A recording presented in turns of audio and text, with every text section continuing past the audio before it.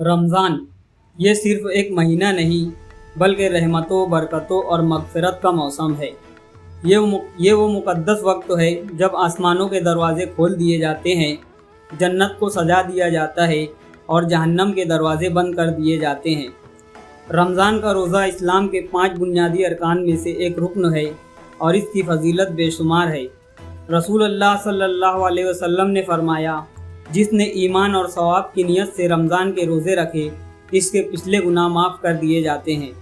सोचिए, सिर्फ भूखा और प्यासा रहने का नाम रोज़ा नहीं, रोज़ा दरअसल सब्र का नाम है, नफ्स को काबू करने का नाम है, अपनी ख्वाहिशात को अल्लाह के हुक्म पर कुर्बान करने का नाम है।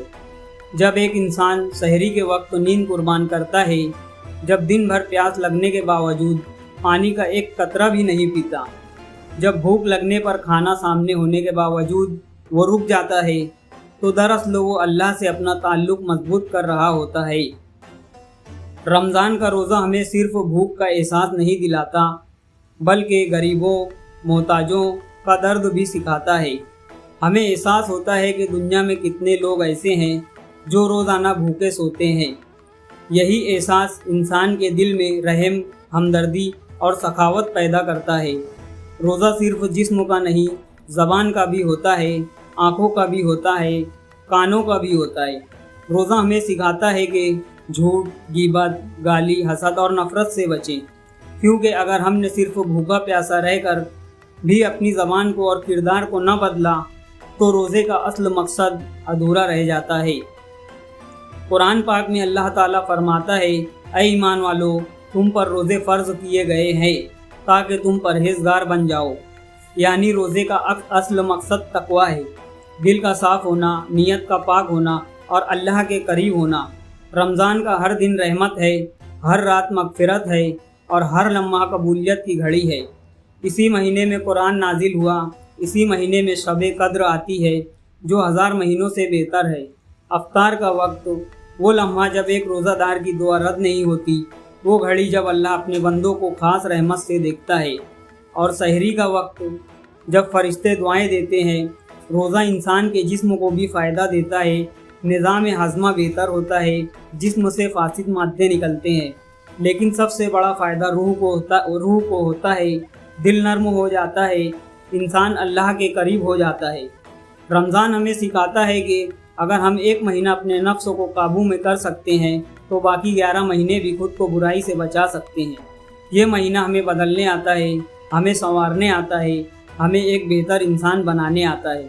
लिहाजा जब भी रमज़ान आए, इसे सिर्फ एक रस्म ना समझे, बल्कि एक मौका समझे, अपने गुनाहों से तौबा का मौका, अपने रब के करीब होने का मौका और अपनी ज़िंदगी बदलने का मौका। अल्लाह हम सबको रमज़ान की हकीकी फ़जीलत समझने, सच्चे दिल से रोज़े रखने और इसकी बरकतें हासिल करने की तौफ़ीक अता फ़रमाए, आमीन। तो आइए दोस्तों, अब हम रोज़ा रखने के जिस्मानी व दुनियावी फ़ायदे बताते हैं। इससे पहले एक छोटी सी रिक्वेस्ट है, जो लोग हमारे चैनल पर नए हैं, चैनल को सब्सक्राइब करें, वीडियो पसंद आए तो लाइक कर दें और सदका जारिया समझकर इस वीडियो को ज़्यादा से ज़्यादा शेयर करें। क्या पता आपके एक शेयर से कोई बंदा या बंदी पूरा रोज़ा रख ले और इसका सवाब आपको भी मिलेगा। रमज़ान का महीना सिर्फ रूहानी बरकतों का ज़रिया नहीं है, बल्कि जिस्मानी सेहत के लिए भी एक ज़बरदस्त तोहफ़ा है। अक्सर लोग समझते हैं कि रोज़ा सिर्फ भूखा प्यासा रहने का नाम है, लेकिन साइंस और मेडिकल रिसर्च भी मानता है कि रोज़ा इंसानी जिस्म को अंदर से साफ़ करता है। आइए जानते हैं रमज़ान के रोज़े रखने के 10 अहम जिस्मानी फ़ायदे। Number 1, body detox. रोज़ा रखने से जिस्म के अंदर जमा जहरीले मादे निकलते हैं। जब हम कुछ घंटों तक नहीं खाते, तो बॉडी अपनी सफाई खुद शुरू कर देती है। ये बिल्कुल नेचुरल डिटॉक्स प्रोसेस होता है। नंबर 2, हाजमा बेहतर होता है। रोज़ रोज़ खाते रहने से हाजमा सिस्टम थक जाता है। रोज़ा इस सिस्टम को रीसेट कर देता है, जिससे गैस, एसिडिटी और इनडाइजेशन जैसे मसाइल कम होते हैं। नंबर 3, वज़न कंट्रोल। रोज़ा वज़न कम करने में मदद देता है। अगर इफ्तार और सहरी में हद से ज़्यादा ना खाया जाए, तो बॉडी एक्स्ट्रा फैट्स को एनर्जी के लिए यूज़ करती है। Number 4, sugar level balance. रोज़ा खून में शुगर लेवल को कंट्रोल करने में मदद करता है। اس سے ڈائبٹیز کا رسک کم ہوتا ہے، لیکن جو لوگ آلریڈی شوگر کے پیشنٹ ہیں انہیں ڈاکٹر سے مشورہ ضرور کرنا چاہیے۔ Number 5، heart health better. روزہ کولیسٹرول لیول کو کنٹرول کرتا ہے۔ جب کولیسٹرول کم ہوتا ہے تو دل کی بیماریوں کا خطرہ بھی کم ہو جاتا ہے۔ نمبر 6، اسکن کلیئر ہوتی ہے۔ جسم کے ٹاکسنز نکلنے کی وجہ سے اسکن پر پازیٹیو ایفیکٹ پڑتا ہے۔ پمپلز، آئلنیس اور داغ دھبے کم ہونے لگتے ہیں۔ چہرہ زیادہ فریش اور چمکدار لگنے لگتا ہے۔ Number 7، brain function improve. روزہ دماغ کو بھی فائدہ دیتا ہے۔ فوکس اور کنسنٹریشن اسٹرانگ ہوتی ہے۔ انسان زیادہ پرسکون اور مینٹلی فریش محسوس کرتا ہے۔ نمبر 8، امیونٹی اسٹرانگ ہوتی ہے۔